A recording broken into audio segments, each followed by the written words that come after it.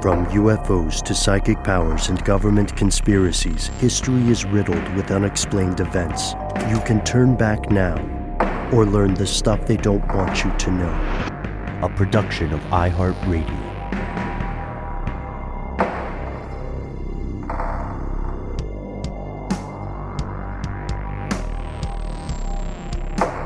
Hello, welcome back to the show. My name is Matt. Our colleague Noel is on an air venture. Get it? But he will be returning shortly.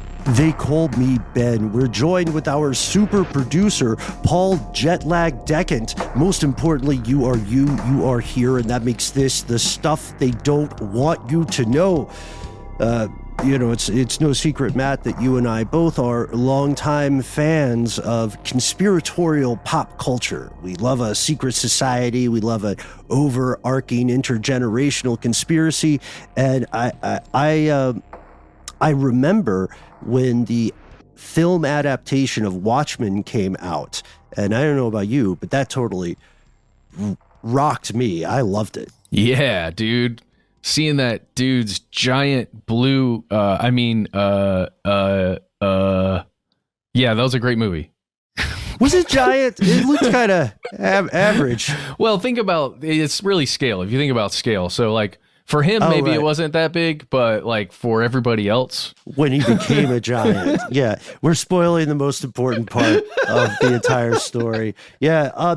So there's this question in one of the radioactive penis related story arcs of Watchmen. It's very much a B plot of Watchmen.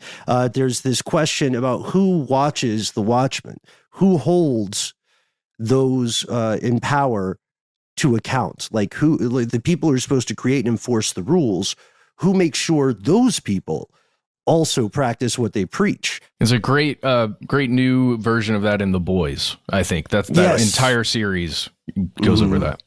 Yeah, and some people have their issues with the edgelordy aspects of the original comic, but it is a great read. If you enjoyed Watchmen, it does bring up some of the same questions. That's an excellent comparison. And the reason so much fiction talks about this is because it is a real life question that has bugged pretty much every single modern society at some point, right? Should the king also follow the laws the king makes, right? Is it okay for the queen to murder someone, even though murder is illegal? And especially the people who carry out the law, right? The ones who get to stop you and say, hey, you're going to jail. What happens when they do something a little off?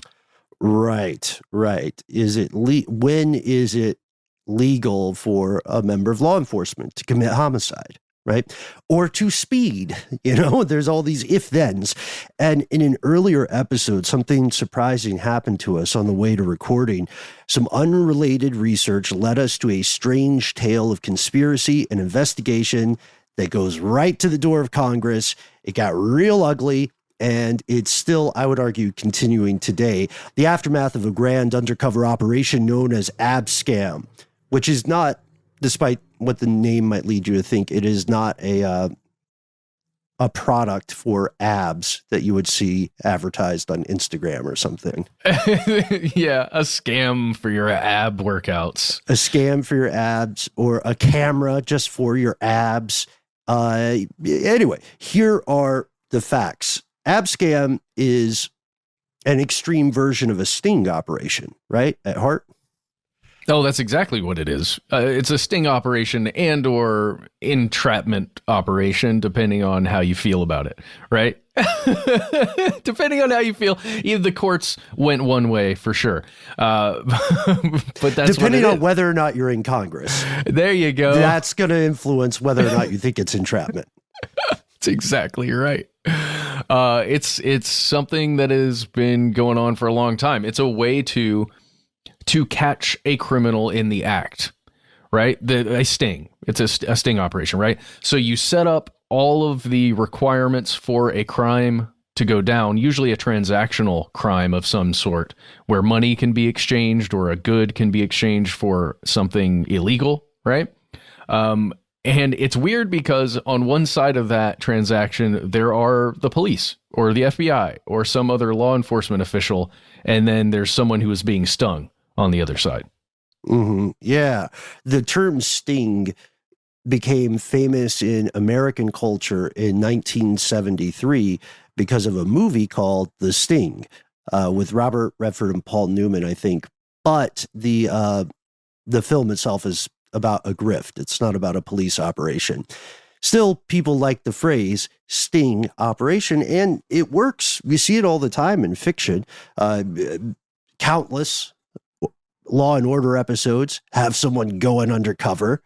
Usually when one of the actors gets a writing or producer credit and wants to show more of their range, so they write themselves into the episode a bit more. But even though you can't trust depictions in fiction, we can say that a lot of these programs get the rough aspects of a sting operation right. They have, generally they have 4 major components. Yeah, that's going to be a targeted group, or maybe even one individual human being that are the people that are going to be, as I said, on the wrong side of whatever transaction is occurring. They require an opportunity for a crime to be committed, or at least some kind of exploitation by the police on an ongoing criminal action, right? So something criminal is going down, the police using usually, which is the third thing, an undercover agent of some sort getting into that operation, exploits the whole thing. And it's really important that you get evidence of whatever goes down. So hidden microphones, wearing a wire is really important, or setting up a camera to capture the events, something like that. I would say that's a component of this. 100%. A second component is the demographic of victim or target. You want someone who is likely going to commit some sort of crime. You're not, for instance, if there's an undercover thing busting people buying drugs or busting people in the sex trade, then you would not send an undercover officer into like your local grocery store in the cereal aisle going, who wants fentanyl or heroin or whatever, or who wants to do some illicit acts, go into a library and just ask everybody if they want to party. Yeah. And still, it took me years to understand what that meant when people said, do you party? So then the third thing you want is, like you said, the undercover or a surrogate. There's some form of deception inherent to all sting operations, which makes them inherently conspiratorial. And typically... often somebody gets turned who's already in an ongoing criminal operation, and then that person becomes the surrogate, as you're talking about. Yeah, you kind of string them along by hook or by crook, and that goes into the kind of carrot and stick stuff we talk about with spies getting turned, right? You could have somebody working in exchange for a reduced or sentence or dismissed charges. You could also have some kind of blackmail or leverage on them, right? Or you could just be straight up paying them, or all of the above. They'll find a way to get you if they need you. And the fourth aspect is the most cinematic, right? The spectacle of it. It climaxes when it ends in arrest. Abracadabra, B, abracadabra, right? And then all of a sudden, people are getting locked up because it turns out that Snakebite and the Worm were officers Grady and O'Malley the whole time. Man, the Worm. In this case, the Sheik didn't even speak the language. No, he's very much like Brad Pitt in Inglourious Bastards. But examples of this are common. They go across a range of crimes, and they're also not perfect. To their credit, the U.S. Department of Justice is pretty upfront about this. They say, look, these operations can be expensive. They can be really demanding and physically dangerous for personnel. And they're good at fixing case-by-case stuff, but they're not going to fix systemic incidents of crime. If you do a sting operation on a known drug corner, then what's going to happen is that because that location is known to customers, other people are going to come in and fill the role. Yep. Yeah. Or everybody's going to move to a different corner, and just avoid that area completely. And then you got to set up shop over there. Another aspect of sting operations is that they can last for a long time. Some for months, some for years and years. Mm-hmm. Yeah. And then there's the problem of ethics, the line between a legit sting operation and entrapment, which is forcing someone to commit a crime and then punishing them for doing so. That line gets pretty blurry. Still, all told, sting operations have clear benefits. They can deliver massive results way, way beyond just busting people for selling dime bags or loose cigarettes. Shout out to HSBC. Right. Yes. Shout out to HSBC, which was once called a conspiracy theory. So I don't know, Matt. Let's talk about some of the big examples of U.S. stings. We just need to pull a couple here. They can go international. The FBI in 2012 had Operation Card Shop, which was a multi-million-dollar online financial fraud case. They arrested 24 different people across 14 countries, across 4 continents.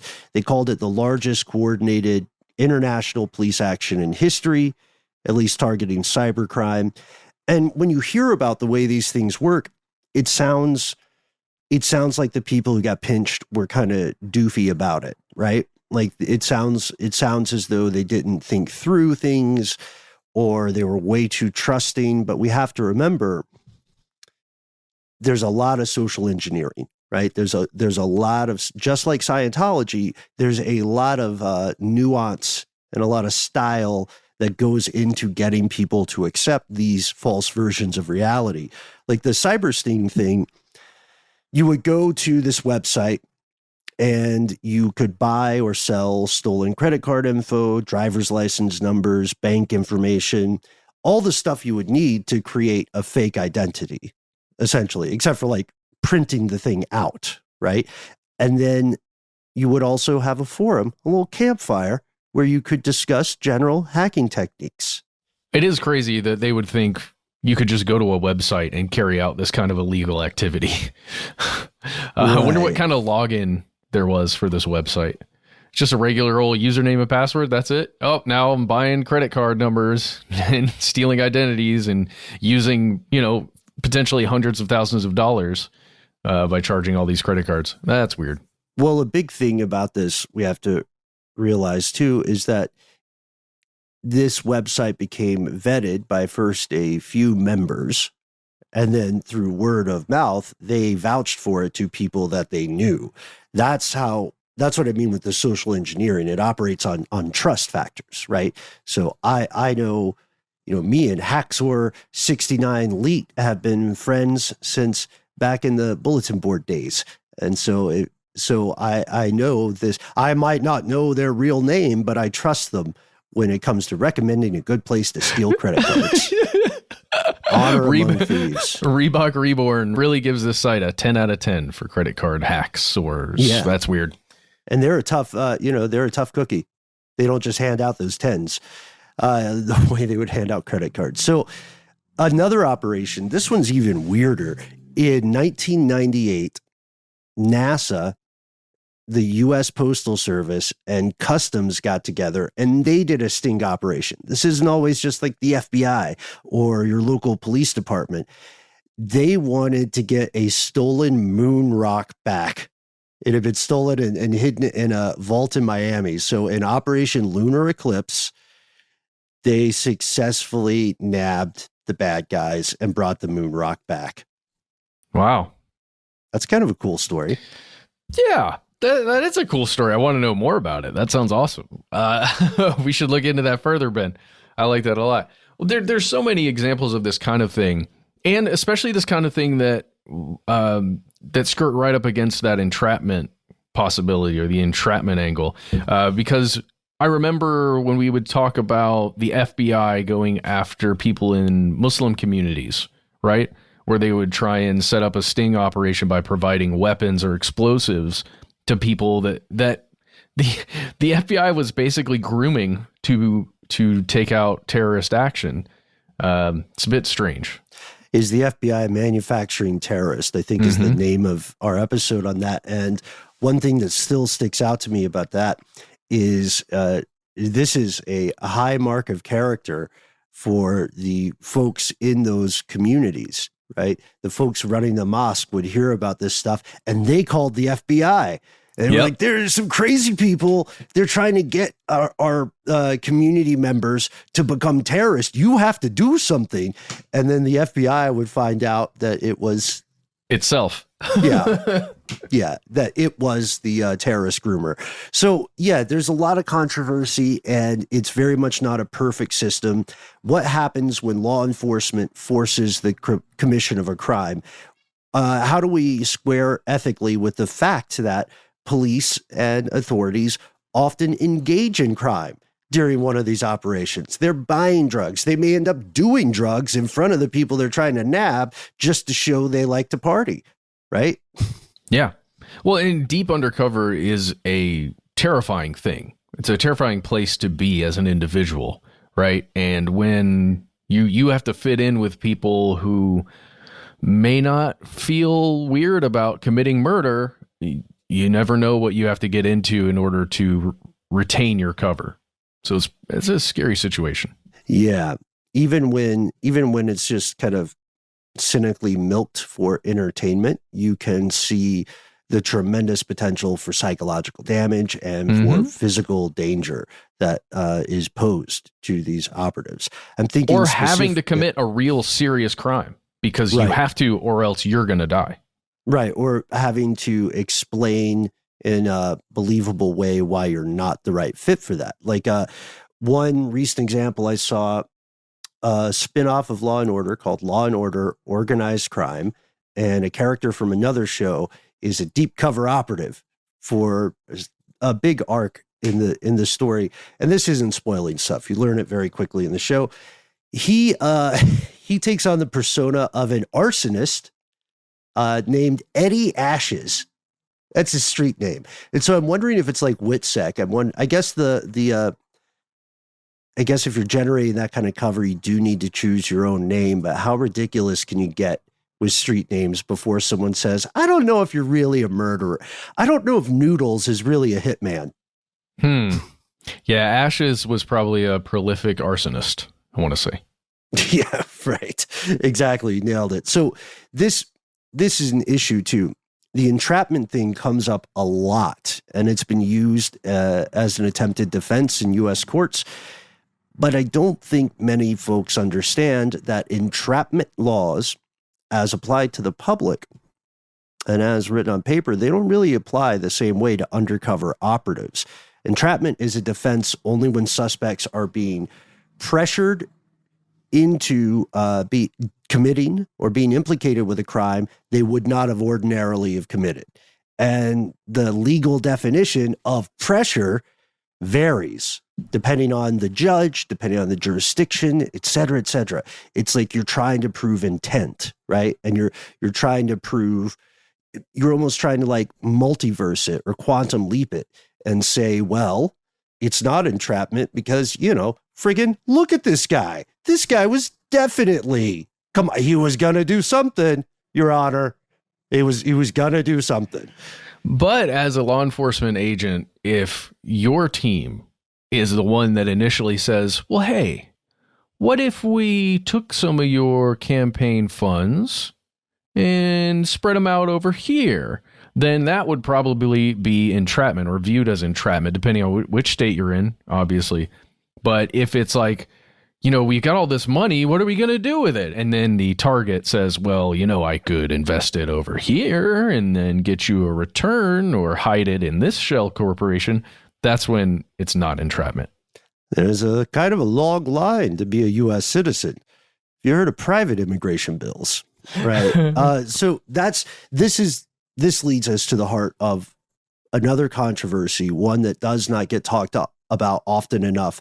What happens when the United States tries a sting, not just on members of the public, not just on street-level criminals, but on the most powerful people in the country. This is the story of Abscam. So we're going to pause for a word from our sponsors, make sure Congress doesn't catch on until we're done recording, and we'll be back.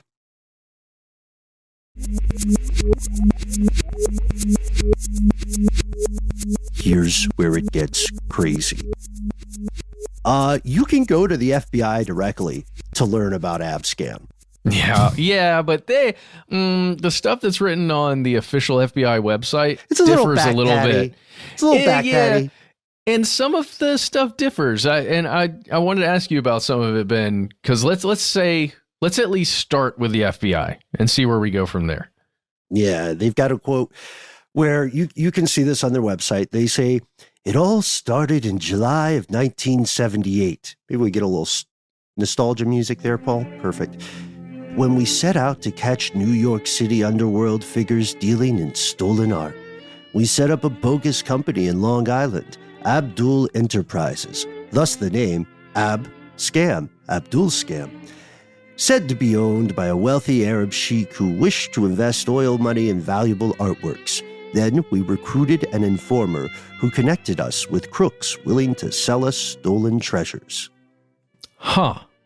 So right off the bat there, I mean, that is essentially what Abscam was, how it started, right? I have seen in multiple places that Abdul Scam is not what it originally stood for. That's 100% correct.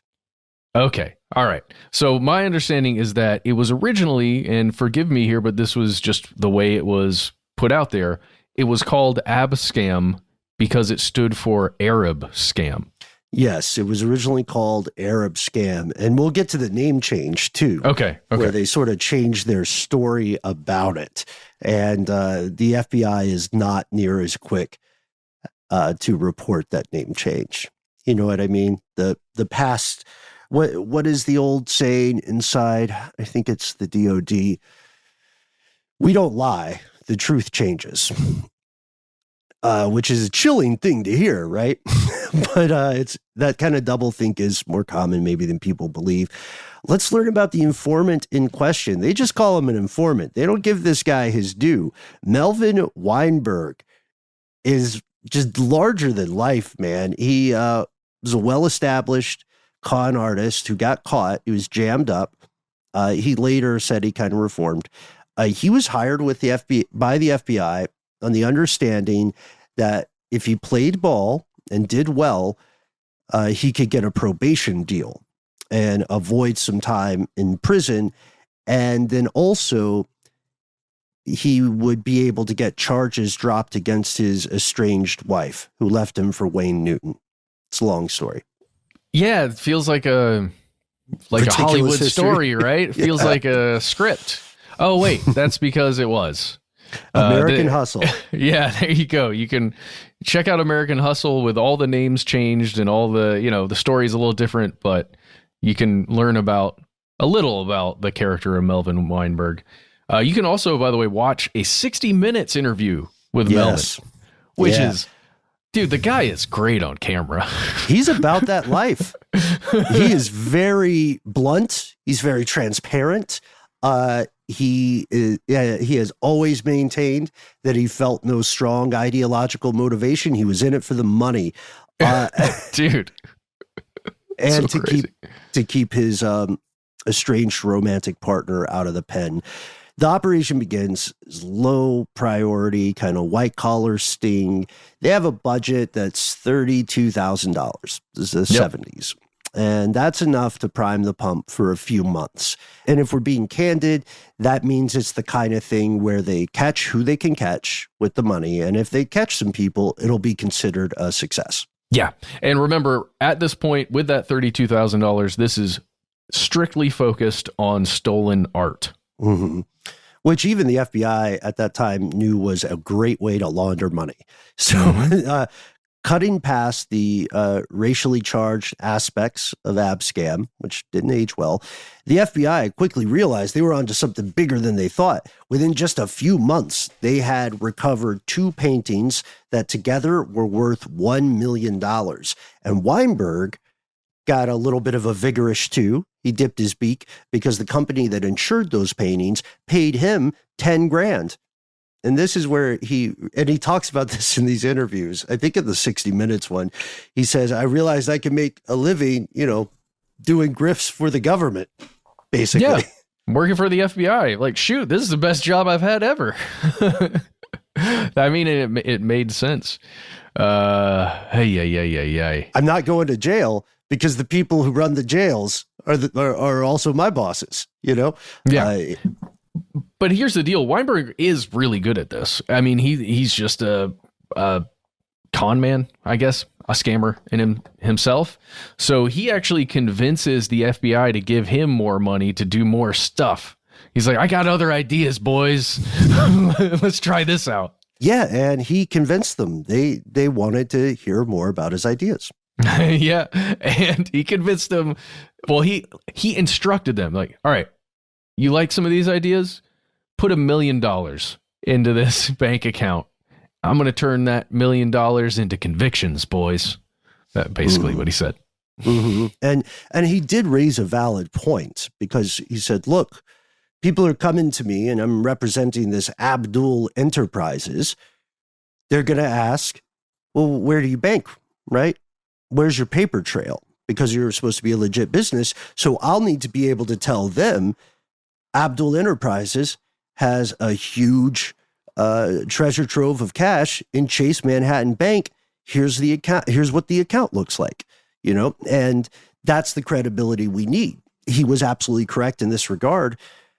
And this paved the way because as they were expanding, what they quickly realized concurrently is that the operation led them to an entire criminal network. Nepotism is big in crime, just like any other industry. Connections and networking are often more important than one's actual talents. And so these other members of the various criminal enterprises or Venn diagrams would introduce other people into the mix. Like, you have to go talk to my guy over here. He's the expert on this particular type of crime. And, who you're really looking for is this other guy in Pennsylvania or in New Jersey. Well, exactly. And they moved on from just dealing in stolen art to go into like fake bonds, right? Or stock fraud and all these other things like that, where you can see them starting to move up in the criminal underworld, right? Which is weird to think about. Up, or would you move down in the criminal underworld? Well, I guess it's kind of like how there's not really a top or bottom to planet Earth if you look at it from space. Okay. They're going both into the heights and into the depths. But they're up the ranks. All right, whatever. I think the further up the ranks you go, the deeper into depravity you go. Right? Oh, man. So English is weird. English is, doing its best. So yeah, this is nuts. One of their next big steps, they run into a group of people doing, like you said, white collar crime, fake bonds, and stocks. And Weinberg is all about expanding the program. The undercover work just with the fake bonds and stocks leads to $600 million worth of fraudulent securities being captured or prevented, mitigated, whatever words you want to use. And if you look at their seed money of $1,032,000, this is a pretty great return. Yeah, a little bit. Right? A little bit. It's pretty great. And so they expand. And at the same time, Abdul Enterprises is making a name for itself in your local criminal community of the Northeast. They're branching out investigations into DC, into Jersey, like we mentioned.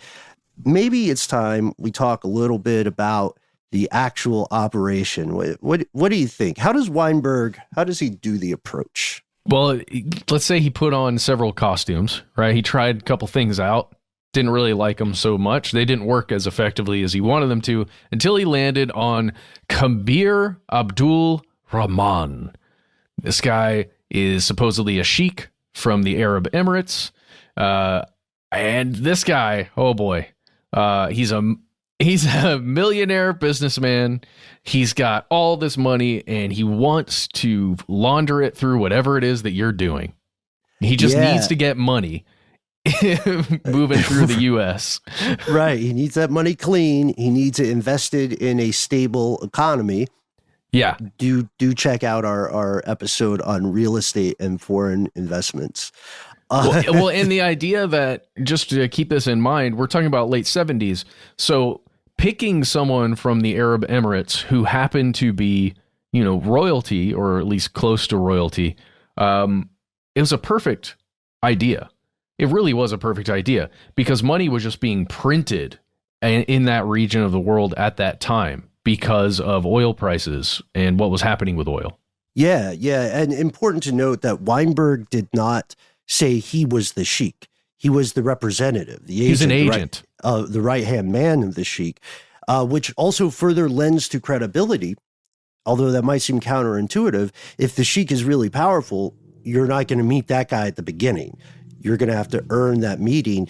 So one of the scenarios was that the sheik wanted to loan out his money and generate interest.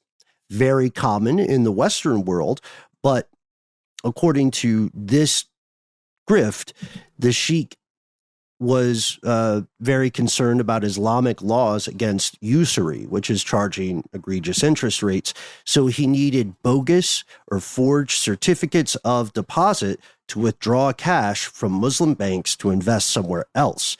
And then other people, it's really based on what Weinberg would think would work for that person, for their perspective and personality. So other folks would be told, hey, this sheik wants to just have a secure place to invest his millions and millions of dollars, or he wants to buy art, or, this guy's really fancy and really wealthy, but he's a dirty old dog and he wants to finance porn. Yeah, well, and that worked for someone. Yeah. Well, yeah, and this is, we can make porn over here. It's just you can't really do it where he is, so we need you to do it, and he's got all the money for it. Here, just take it. Yeah, it's a lot of money. You can have it. Yeah. And eventually, as they're expanding, they add a second fictional sheik, Yasser Habib. Also, again, totally made up. This might sound nuts today, but we have to remember people across the planet were all very well aware of oil money. The OPEC embargoes of 1973 and then 1979 caused the price of gas to explode. And so it was common knowledge that a lot of people who were already kind of higher ups in different oil producing countries in the Middle East had suddenly become even more wealthy, cartoonishly so. They were flush with cash. It was a real thing. And while this scam might sound weird today, we have to realize there were a lot of other real world examples of tremendous amounts of money coming out of this part of the world, right? Entire structures being purchased in London, which was still a very expensive place, New York, etc. And the sheik himself, here's the problem. So we've made up this figure, just like, if you're starting a good cult. At some point, these folks are going to want to meet him. Criminals are big on the face-to-face aspects, right? If they're dealing with other criminals they respect. So they've got to find someone who can pass off as a sheik, preferably an FBI undercover operative. Problem is, not a lot of people at the FBI speak Arabic. Certainly not fluently enough to sound like a guy who grew up in the Arab Emirates, United Arab Emirates. Or look like someone who grew up there, right? Mm-hmm. I mean, the FBI scrambled basically, and you can see this part in American Hustle where they just kind of get someone that kind of in a way could look the part and just pretend like they're really quiet. They just don't talk much. The sheik doesn't talk very much because I think the FBI had three people play at least the primary sheik for quite a while. Yes. Yeah. 3 different people. And that worked because the folks that the quote unquote sheik was meeting were not talking with each other. And they were calling this Arab scam, Abscam, for quite some time. You asked earlier why the name change occurred. It's because the American Arab Relations Committee forced the FBI to stop being as racist. They said, why are you guys calling it Arab scam? That's kind of messed up. There are a lot of Arab Americans here who are just living their lives. And we don't want to be associated as a demographic with this weird thing. So the compromise they landed on is the FBI would pretend they always called it Abdul Scam, based on Abdul Enterprises. There you go. Band-Aid working? I don't know. I think it's pretty nice to call it a Band-Aid. Because Band-Aids, whatever. Yeah. It just stinks, but whatever. Yeah, it does stink. And then while all this is playing out, the FBI finds themselves meeting criminals, introduce them to more criminals, and then to even more criminals, and then to politicians. That's the cream of the crop right there. Yeah. Politicians. You heard that right. The folks who were supposed to be watching the Watchmen. Turns out they also are more open to a little good old-fashioned grifting than we might have assumed when we voted for them. Larceny. Yeah. It's in my blood. It's in my blood, yes. How do you think I got this job? Like my father before me and his father before him. It's all about a grift. All right, so how did these politicians get caught up in Abscam? We'll tell you right after a word from our sponsors.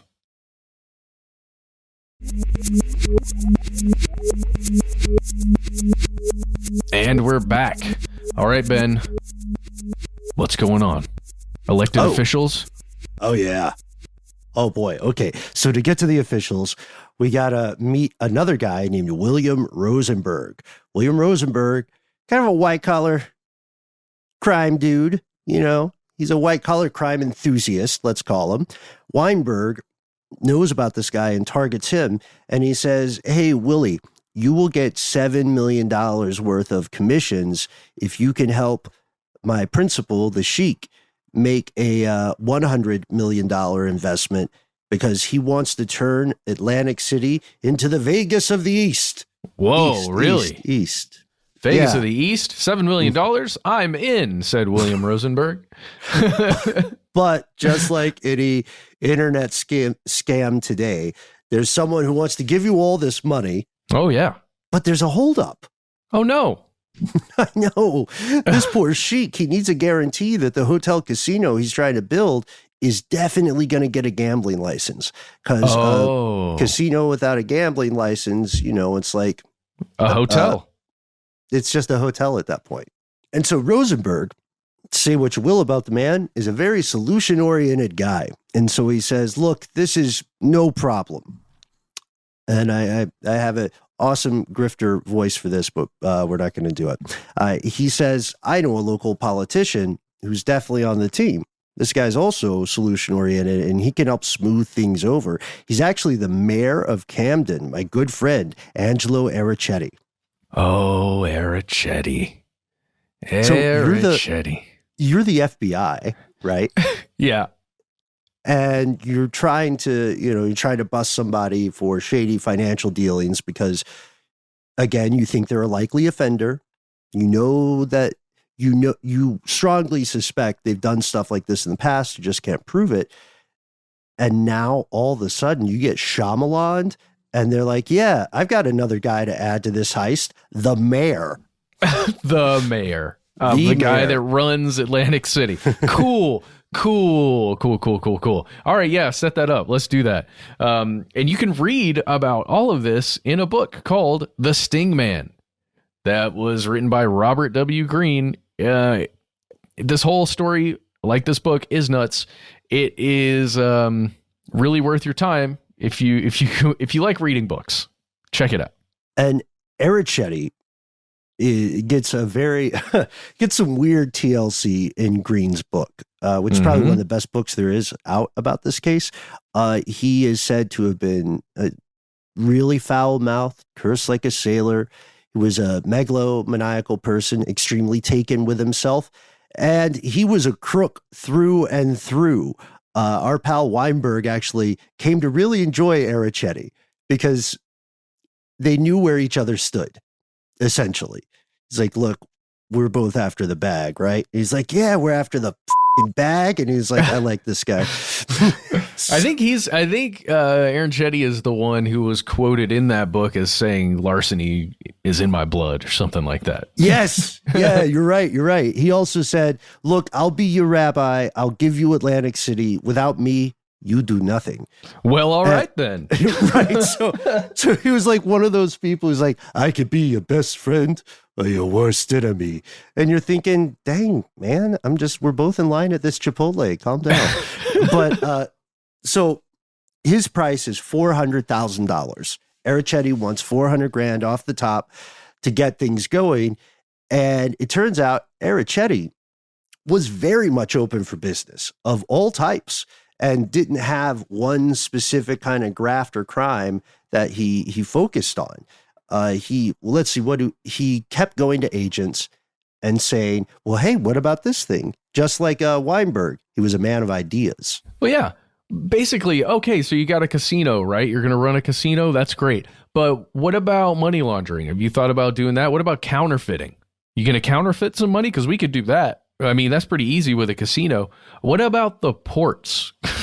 And they say, which ports? He's like, the whole port of Camden. You guys ever want to run drugs through there? I mean, that is pretty smart, right? You want to get in on the ground floor. You're just like, okay, Mr. Mayor, sure. Right, exactly. Don't you have to take care of the roads or your constituents or something? So Ericetti becomes the transformative entry point for the real meat of Abscam and why so many people in power are afraid of it today. All of a sudden, they realize this could be a political sting. And he connects through Ericetti, Weinberg, and the FBI start getting connected to a whole slew of U.S. politicians, elected representatives who are down to clown. Yeah. Oh, my. Good golly. Well, and part of this connection is why, and leveling up, maybe I would say, within the underworld and even the political world, it's causing the story to have to change, the fictional motivations of Abdul Enterprises, right? It's starting to alter itself, and it's kind of been continually changing. So at this point, the fictional sheik has, they're moving in, they're getting their gambling license, they're getting their casino. Well, now the sheik wants to become an American citizen. Are there any strings that can be pulled in the upper echelons of government that could allow for this? Yeah, any politicians who could give us a hand in exchange for a consulting fee, which is what they're called, right? Mm-hmm. It's because you don't ever want to hear the word bribe, and people are very careful in those conversations to never use specific language. So we'd love you to consult with our good friend the Sheik. Dude, they're gunning for Congress at this point. They're saying that's the way these operations work. You described it beautifully. They transform the desired, or like the purported desire, so that it is appropriate to the position of the target, the position and abilities. If you go to, say, a congressman and you say something like, "Hey, I need help getting some art," then they're going to rightly ask, "Why are you going to me? Go. I have a friend at the museum. Go ask the people at the museum." Yeah, get out of here. Yes. I don't do anything with casinos. Sorry, it's not my deal. Not in Camden. Sorry about that. So each congressperson who got approached was told the Sheik's outfit would pay them large sums of money as a consulting fee for what they called private immigration bills to let not just the Sheik, but associates, foreign-based associates of Abdul Enterprises into the United States. They would also pay to get building permits and licenses of various sorts for operations in Atlantic City. Some of those licenses were for real places that Abdul Enterprises wasn't actually associated with. And some of them, at least one of them, was famously a place that was entirely made up. The Penthouse Boardwalk Hotel and Casino. That's a terrible name. The Dream of the Sheik. Yeah, it does sound kind of like Mad-Libbed or Chat GPT'd. Mm-hmm. Yeah, oh, for sure. But something interesting here is that the price of bribing a congressperson went down a little bit at some point, right. Which is weird to me. I thought they would have to increase the price, right, to get people to continue playing with them or to get higher level people playing with them. But they were originally paying $100,000 to have one of those consultations, right, for some of these private bills. But then they ended up reducing it down to $50,000, which is a bit weird. And you can even, right now, you can go on YouTube and find a video of one of those $50,000 exchanges, it is very strange to watch. Yeah, it looks staged. Like, how could you, even if you have no background in surreptitious things, wouldn't you think it's weird that these people you don't know really well are giving you a suitcase of money? Yeah. How would that not trip a wire? Ben, in the one I saw, there's an agent sitting at a desk with a hidden camera, and he's like, "Hey, I'm the agent. It's this date, 1980, and this is what's happening. And he's like, I've got $50,000 in these 5 stacks of bills. I'm going to put them in this desk. When they come in, we're going to talk about exchanging the money. Here we go." And then they have the whole thing, and then he literally just pulls out $50,000 in like, it's $50,000, y'all, in 100s. Is not that big a stack of money. No, which is mind blowing. Yeah, it's humbling to see it. It really is. Like, oh God! Especially if you're the kind of folks and entities like us who don't regularly handle $50,000 in cash. That's why you get it in 20s, because that'll really make you feel good about yourself. Flex on them a little. Yeah. So we've got to say, yeah, this does look cartoonish. And the implications are damning. I have 2 theories about the $100,000 to $50,000 thing. The first is that, well, the FBI has a budget, and maybe, as their critics say, an axe to grind. So maybe this is some styling on it. Maybe this is like, well, how cheap is your integrity? Mr. Congressperson, or whatever. And the second idea, which I don't know, this is all speculation on my part, but the second theory I have is that what if $100,000 a pop was such a good deal that it stood out too much? What if, other members of Congress started talking to each other and someone said, I don't know, Mulaney style, there's someone new in town, and they keep giving out $100,000 a pop. This is not the usual kind of consulting fee I would take. So maybe they're trying to blend in just a little bit longer to keep the camouflage up. I don't know. What do you think about that one? I don't know. I think you might be right. I think you absolutely might be right, Ben. You don't think they just blew through that 1 million? No. You got to be careful. Maybe it was a race to the bottom. I wonder if, like, the last guy they tried to bust, it was, a Sears gift card. A microwave? Which is a real thing, a real part of the investigation. Yes. It's real. Microwaves that had their serial numbers removed, as well as a couple of, speakers and like stereo receiver sets. Yeah. And they also tried to get, who was it from Penthouse that they targeted in this? Yeah, the editor of Penthouse, unrelated to the politics. They tried to bribe and turn the publisher of Penthouse, and he absolutely said no. Yeah. As a matter of fact, his specific quote was, "Are you out of your mind?" Yeah. And then later he sues the federal government for trying to bribe him. That's right.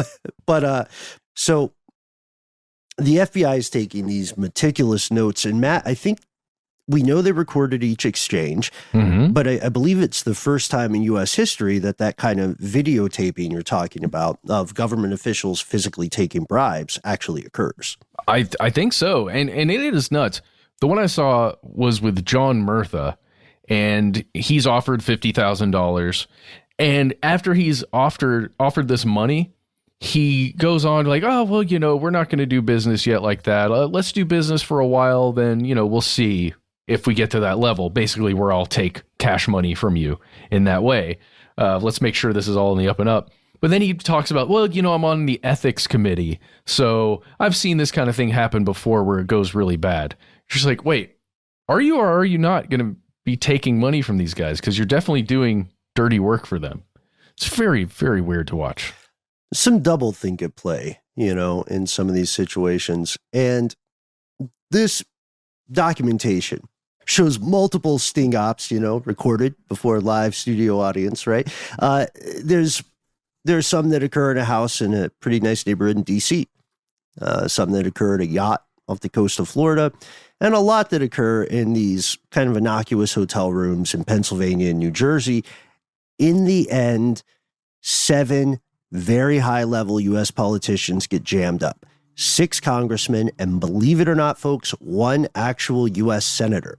And senators, not to sound too cynical, are usually pretty good at parkouring out of that kind of conviction or indictment. Yeah, you can have somebody do it for you, right, on your behalf. Yeah. And then, it was my aide, and that bad aide. No, why'd you do that? On the inside, we just call it trading, right? Yeah, exactly. So I guess we should read the list of the people who got convicted before we go into the nitty gritty here. Oh, sure. Let's start from the bottom. Richard Kelly of Florida. Yes. Then John Murphy of New York. All of these folks, except for the senator, are congressional representatives. Mm-hmm. Frank Thompson of New Jersey gets a bit of an honorable mention here because Frank refused the offer the first time, but then when Weinberg came back around, he accepted. That's why they call him Frankie 2 times in the joint. No, they don't. They probably just call him Thompson. But yeah, I don't know about that one. I don't know whether that was maybe just like part of a negotiation tactic or I don't know. We don't know the details there, but it's probably the same deal with Joe Murtha where they're smart, right? These everybody on this list has navigated politics, which is not an easy thing to do, right? So I imagine that, I don't know, that kind of thinking occurs all the time. Just being cautious when you're being offered money. Come to me correctly in a way that I can legally agree with, right? Or have the appearance of such. Anyway, next we've got Representative Michael Myers of Pennsylvania, Aussie to his friends. Not that Michael Myers. Oh, okay. Or not that Michael Myers. Michael Myers the third. We also got Raymond Lederer of Pennsylvania. We've got John Ginrett of South Carolina. And the big one, you called it out, Senator who? Harrison Williams of New Jersey. Pete to his friends. Oh, man. Yeah. And that's not all, right? There's a much larger list. There are other mayors, I think, and other people that got caught up. Yeah, 5 other government officials, mayors, members of city councils. They got indicted and convicted. And our boy, the mayor of Camden, was the first one to get convicted. Which maybe he knew it was a short-term grift because he really did. He was a go-getter. You know what I mean? It's like he was like the Wikipedia of crime. If you're interested in this, you might also enjoy, or maybe like a Netflix recommendation of crime. Yeah. So this also bears pointing out, with the exception of the first person we named, Richard Kelly of Florida, all of these politicians were members of the Democratic Party, at least in name. At least in name, you could make a pretty solid argument that they were actually the Green Party. Just a bad joke about dollars. Leave it. I mean, that's the argument the courts made. And each defendant had a separate trial because they each had a different kind of deal with the sheiks, some mining interests, some real estate stuff, etc. Eventually, the American people win the day. By 1981, all of these folks we named were convicted of bribery and conspiracy. Kelly did try to use the entrapment argument for his case. It didn't work. And there were some people who escaped indictment, Murtha being one of them. Oh, yeah, because they never took the money. In that video with Murtha I'm talking about, he refuses the $50,000. It is on video, and you can watch it right now, and it feels weird that he's even in the meeting, but he at least doesn't take the money. Yeah, he doesn't take the money. And the other person who doesn't take the money is South Dakota Senator Larry Pressler. The news rocks the United States, and there would be consequences, but maybe not the consequences we would have hoped for. Abscam wins 19 convictions. And as the memes say, Congress took that personally. They made a spectacle of it, not talking about the need for greater accountability in Congress, but denying and delaying FBI appointments as a way of getting back to them, opening hearings on whether or not the FBI should have even been doing this. They also were able to touch parts of the media to attack the credibility of Abscam as an operation. The FBI itself. And the FBI itself. And the American public, the court of public opinion is in session. And then, just picture all these people across the United States watching the news or listening to the radio, and they learn, oh, this Weinberg guy, this absolute con man, is at the helm of this. He's in charge. That's a lot. That's a tall milkshake. Well, and you can imagine, the heads of giant multinational media corporations could never take part in any kind of weird shenanigans like this, right? No, they wouldn't do that. But this is where entrapment becomes a huge deal as a talking point, as a point of discussion, right? What is entrapment? Is this entrapment? It sure feels like entrapment. Yeah, Congress is very focused on that. Like, guys, what we don't talk about enough, just money aside, and I don't really know what that has to do with the conversation. Money aside, let's talk about entrapment. That's the real problem here. So they do the matrix dodge and pivot for this. Weinberg does pretty well. He gets out of a 3-year prison sentence, and he's paid $150,000 for his time. Wow. Which is pretty decent, right? $50,000 a year. Yeah, accepted. In the late 70s. Yeah. And I hope they gave it to him in 3 stacks of $100 bills. But behind the scenes, as we have been talking about earlier when we discovered this story, things got even uglier. Congress was out for vengeance. It was not their primary concern that elected representatives of the most powerful nation on the planet might be easily swayed by as little as $50,000. It was their concern that the FBI was getting above its station and going out of pocket. They forced the U.S. Attorney General to issue new guidelines that hamstrung undercover operations against politicians. They just seemed less concerned, and the concerns about entrapment are valid, sure, but they seemed less concerned with protecting the American public and more concerned with protecting their colleagues and possibly cutting off any future investigations into some of their own dealings. Congress threw a tantrum. Yeah. Well, I mean, they're basically saying, hey, FBI, we got to run for office over here. We got to run cities and states and the federal government. We got to make all those things happen. And some of those things require a little handshake deal. Okay. You can't be looking at us. You can't go undercover and try and catch us doing what we do best. Shaking hands, making money. I mean, really, how do you think the wheels on this country run? It's through greasing them. You got to grease them wheels. Who do you think you are? That's it. Who do you think you are? You listen here.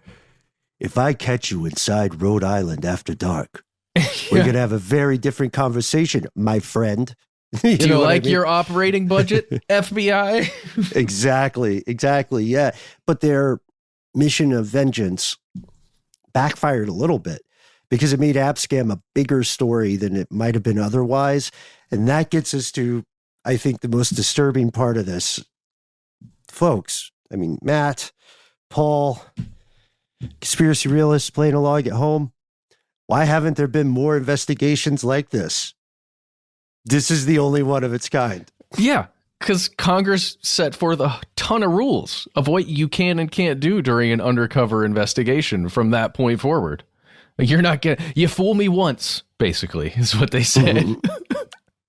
Can't be fooled again. Yeah. Something like that. Yeah. So the rules, these are called general guidelines. They kind of get a uniform approach to undercover operations, which again is a valid thing, but they formalize procedures that you have to jump through to conduct an undercover op to avoid future controversy. And those rules, however you feel about them, have made something on the scale of Abscam pretty much impossible today. And if you look at it, officials in modern day America have far fewer abilities to hold the powerful accountable. And you can make a solid argument, or a pretty compelling argument at least, that this is by design. Like there's a reason this is a thing. And even now, it's nuts. People are divided on the FBI. Did the FBI was it operating in its own kind of gangster way? Was it trying to pay Congress back for investigating COINTELPRO, police brutality? There aren't really what we would understand as good guys at the top of a lot of these situations, and that's not to denigrate members of Congress. Remember, there are a lot of congressional representatives. There are lots of senators. They're not all some monolithic entity out to grift people. And the FBI is not full of a bunch of weird Hooverites or whatever, Mm-hmm. Mm-hmm. But the FBI kept piling on those guidelines, right? They kept putting more rules in. And the last ones were instituted in 2001. I don't know, man. It just seems like the FBI made a grand conspiracy to convict crooks in office of conspiracy. And then Congress started a conspiracy of their own. And they sort of taught the American public, knowingly or unknowingly, that they should be watching, like that Congress as the watchman should watch itself. Yeah. I don't know. Self-regulation, baby. That's the name of the game here in America. I think, by the way, those guidelines, you can look them up. The Smith guidelines, the Thornborough guidelines, and the Reno guidelines. They all started in 1983. And as you said, Ben, ran to 2001. Dude, here's what I'm going to put forward. You ready? Abscam was an inside job by Congress to get the FBI. They entrapped the FBI to investigate Congress so they could put forth the guidelines so that they could never be investigated again. Boom. I think we've solved it. I think that's it. And this is one of the many reasons that you and I will probably never run for Congress. No. And we can never be in the Secret Service. That's for other reasons. I might mosey into public office, but I'm certainly not going to run. It doesn't feel worth the effort. I could see you moseying. They could saunter in. Well, I reluctantly accept the nomination for comptroller.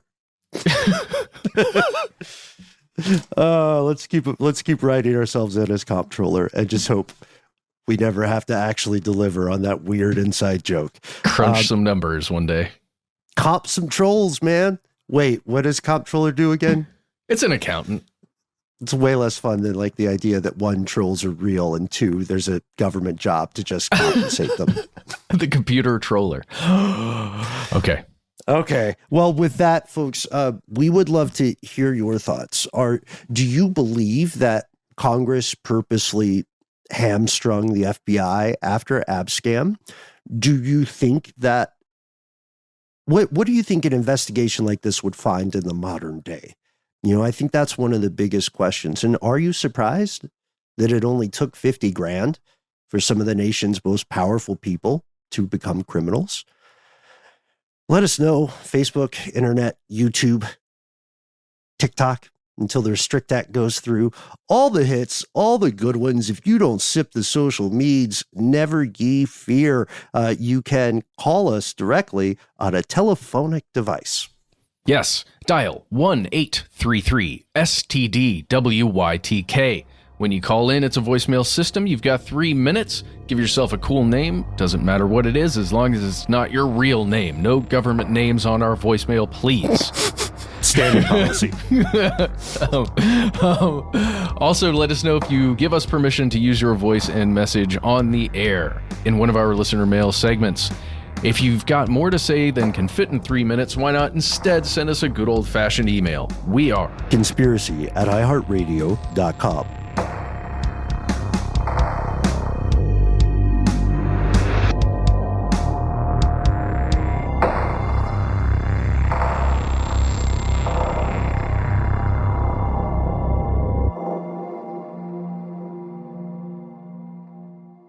Stuff They Don't Want You to Know is a production of iHeartRadio. For more podcasts from iHeartRadio, visit the iHeartRadio app, Apple Podcasts, or wherever you listen to your favorite shows.